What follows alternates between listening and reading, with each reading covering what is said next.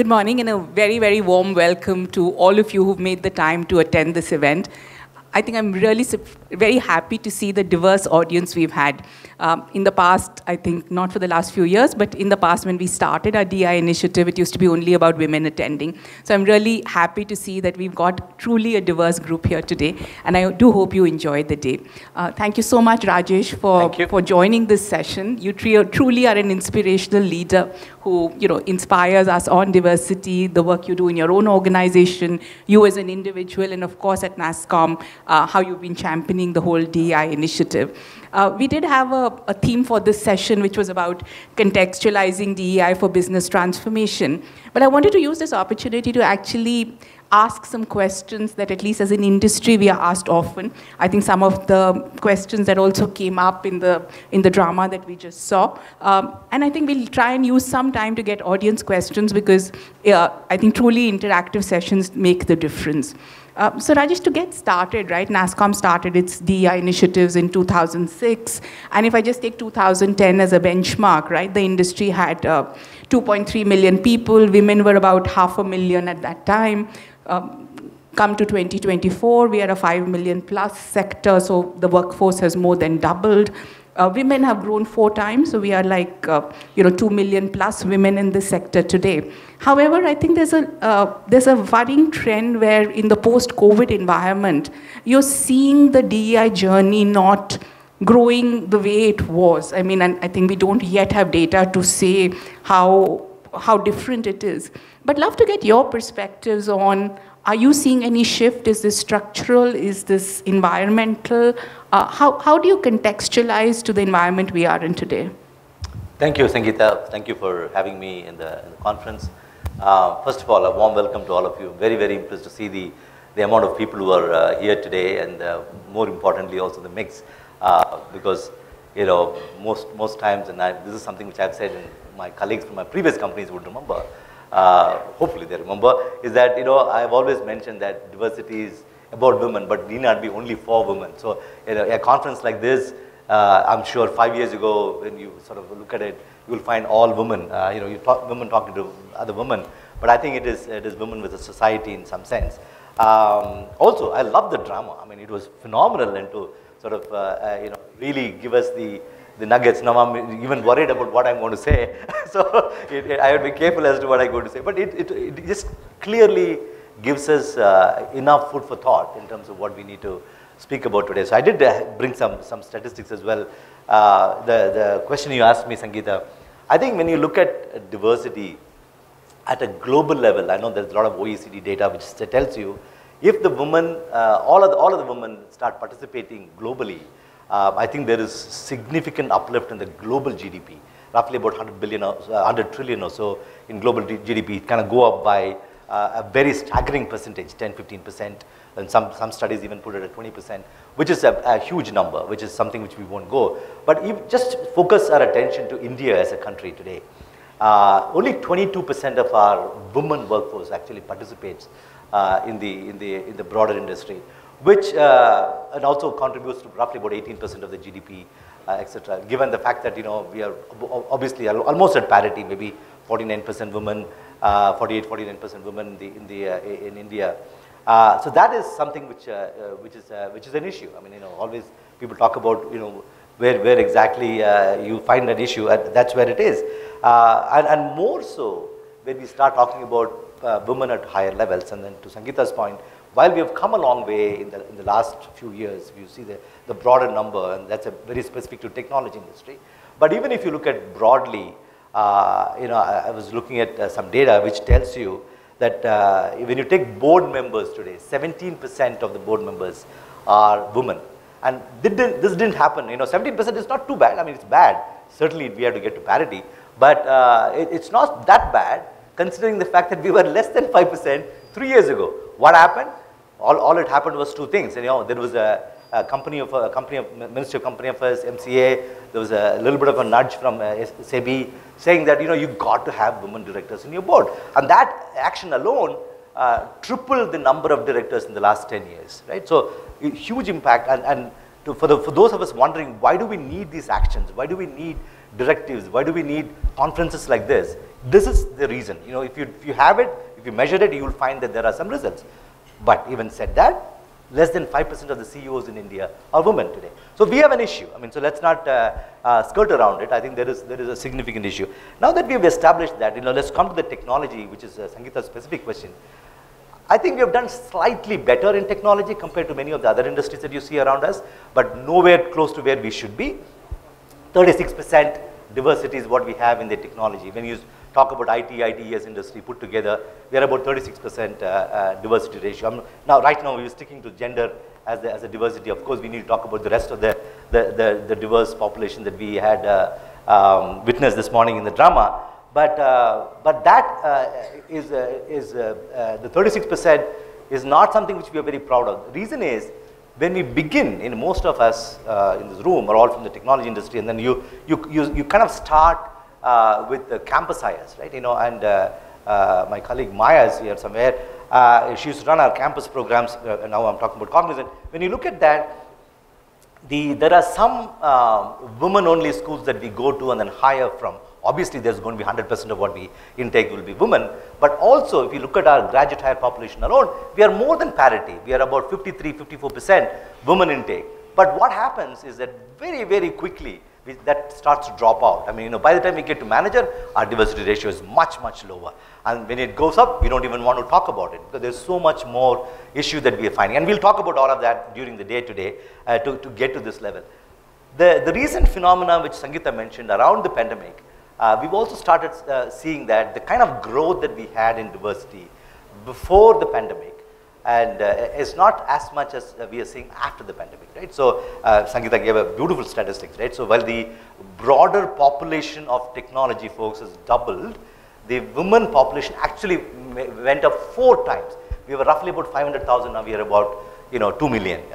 So that's a big number that we were able to do.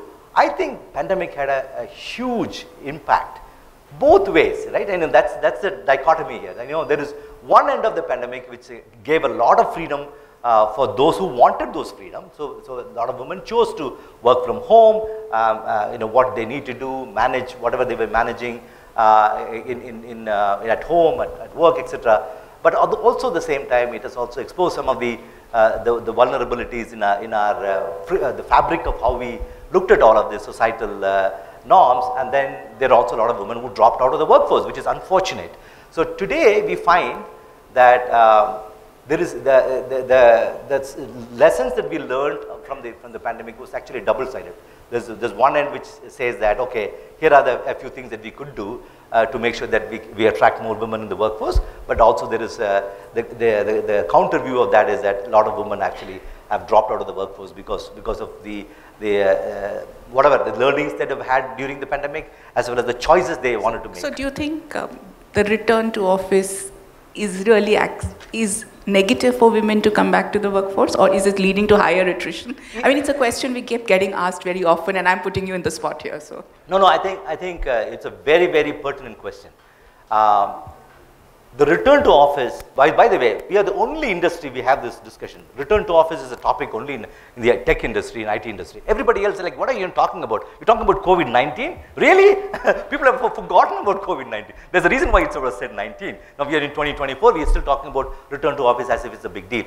But having said that, we have a huge issue. People don't want to come back to office, and then things are not going to be the same as what it was before. The ability for us to give even a hybrid return to office, a hybrid model. Everybody is very sexy to talk about hybrid model. What is your return to office policy? We are in hybrid model. We say the same thing too from Cognizant. So, and what is this hybrid model? Everybody's definition of this hybrid is different. Some people have 2 days, some people have 3 days, some people have no days. All of these are hybrid. But now, but the employees are no days always, right? I mean, so people started forcing people, oh, if you don't come in, we'll fire you. They didn't really care, but we say, you don't come here, we'll start cutting your leave. I mean, there are a lot of issues going on. But very specific to the question that you asked, how is this impacting them? In my mind, I think what women really wanted out of the return to office or the hybrid or anything else is the flexibility, period. I think it is not about whether I want to work from office or I want to work from home, because look, I can tell you a very, very quick story. I know that we will run out of time. This was way back, even before the pandemic. There was a woman colleague of mine who wanted to actually work from home. And I used to work for a different company those days, and then we had a different policy. So if somebody has to work from home, so they need to go through certain things, and they'll get set up for working from home. So this all done, and her manager actually the one who came and told me that she's going to be working from home. That's fine. About a month later, she came back and said, I want to revoke all of that. I don't want to work from home because I want to come back to office. And I was very curious, so I asked this manager to find out what really happened. So she said, look, it's impossible for me to work from home anymore. I said, why? Because when I'm at home, my mother-in-law thinks that I have to be helping her in the kitchen. She doesn't let me shut my door off and then work all day long. So there is no way I'm going to do this. So I mean, remember, there's always two sides to this coin. While there are lots of people who I've talked to, and we've had multiple rounds of discussion. Imagine we had 4 years or 5 years since the pandemic, so we had enough time to talk about what does the hybrid model should be. We are designing a new hybrid model every other day. So when we do all of this, when we had this discussions with everybody, there will be a group of people who will strongly say, no, we have to come back to work at least 4 days a week, 3 days a week, whatever number is. There's a group of people who will always say, no, women want to be working from home. We want the flexibility. We want to manage our lives better. It should be both men and women, right? Everyone wants flexibility. Yeah. So finally, we come to this saying that you got to ask people. And I think the drama this morning also had a good pointer to say that you better ask them. I mean, I think it is going to be very, in my mind, the return to office drama will eventually end in a way where you understand the individual needs. I don't think there's one size fits all. I don't think we're going to come back with a policy across the industry which will be good for everybody. But we got to understand what people really want and then design it for them. It's hard, but I think that's the only way we're going to get closer and closer, and flexibility will become the key. No, I agree. I think people keep asking us, Nasscom should design the industry hybrid policy, and we are really saying there is no one policy. I think coming back to the second question, Rajesh, we saw in the drama also, right? So I saw some interesting statistics that 80% of employees want to work in organizations that are good with DEI. However, 40%, and this is a Gartner research, 40% or plus of employees feel that DEI is divisive in nature, right? It's creating divisions. There was a recent report, I think Aon published, saying 40% of corporate women feel there's a bias at the workplace. So how do you navigate a workplace which has so many different views, right, in some ways? It's not easy. I can tell you that at the core of it is going to be communicating the intent. Ensuring that there is clarity in terms of what we really are trying to do. Because oftentimes what happens is that companies and organizations just jump onto the bandwagon and try to mimic something which they are not, and then having the same set of guidelines, set of policies which others have done, which is not bad to sort of have implement best practices, but at the same time you got to be careful as to what you really want to do. And I believe, quite honestly, the organizations will have to focus on equity. It's very different from equality, as all of you know. I think equity makes a huge difference in terms of what you need to get done. It's about, those of you still haven't grasped the whole difference. I believe that it's equity is about giving people different size of shoes, what fits you, as about equality being giving the same size of shoe to everybody. So equality is, while we can get to equality once we fix our equity. And equity will also mean that different training programs for different type of groups, that you want to make sure that they're able to get up to the same starting point. Equity believes that there's a different starting point to begin with. So as leaders, and those of you who are in the room who are actually leading teams, leading organizations, I believe that this has to be about equity in many ways.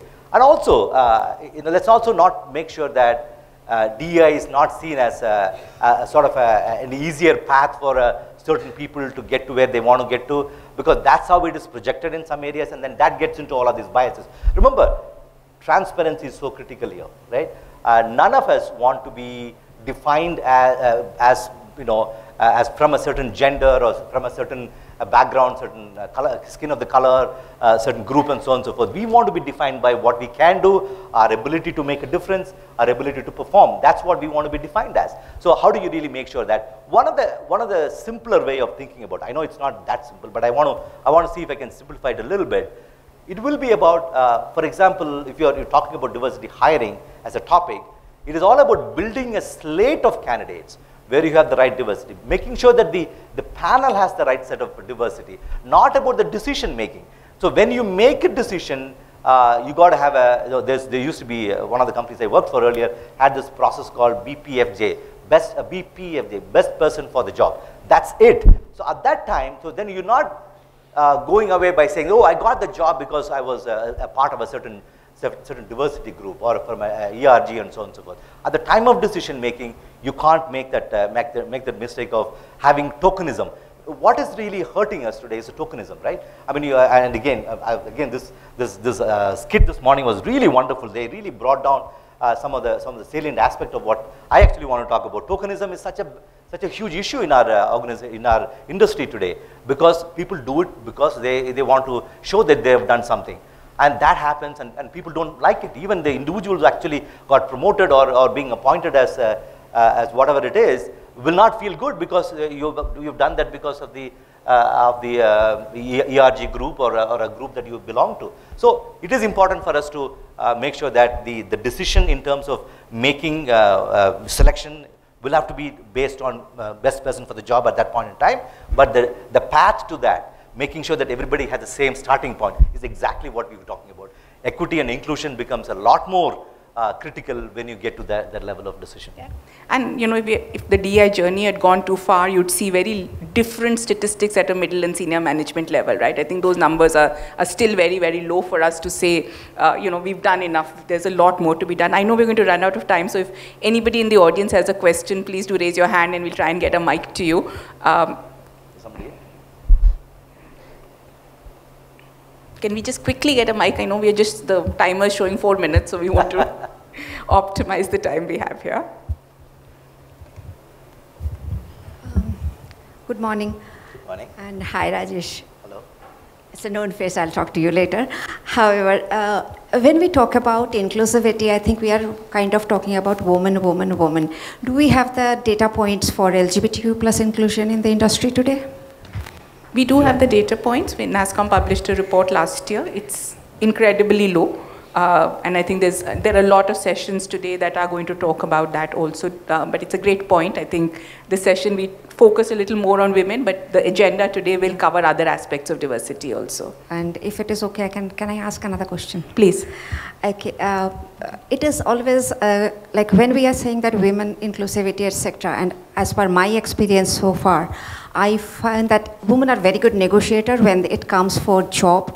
When it is coming for anything else apart from them, women are very bad negotiators when it is their own negotiation. What is your take on it?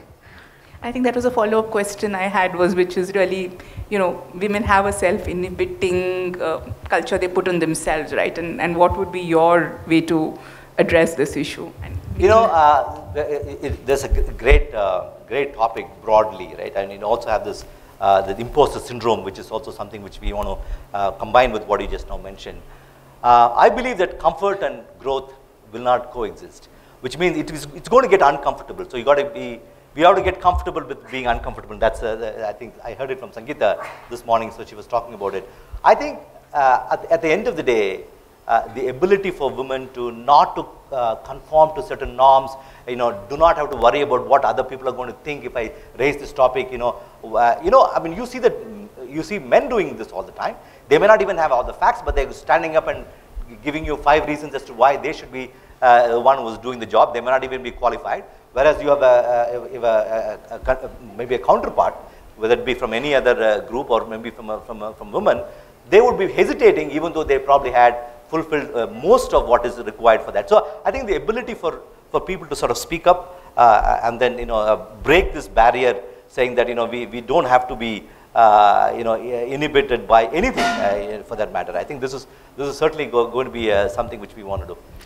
Yeah, I think somebody had the mic, so we'll just go with just one last question. Apologies, we're going to run out of time. So,